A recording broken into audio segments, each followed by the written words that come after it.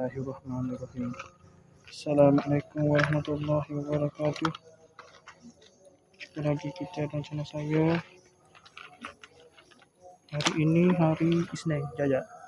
Hari ini Selasa 25 hari bulan November 2025 Masehi bersama dengan 4 Jamadil Akhir 1447 Hijriah. Sekarang pukul 6.40 petang.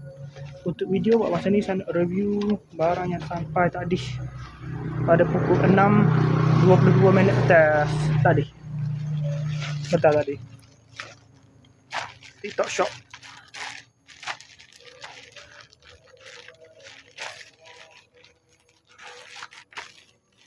Buka ke mana ni?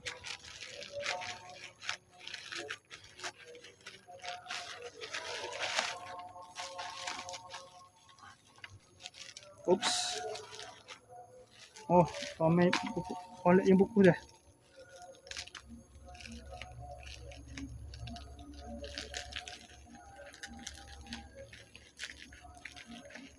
Jajak. Jam smartwatch.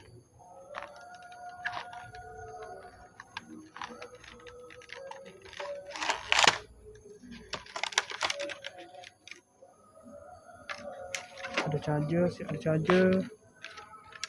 Ni kebiasaan charger dia. Ni charger dia ni.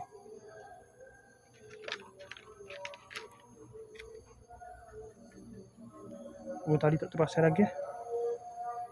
Tadi terpasang lagi. Okey, ni lah bagian.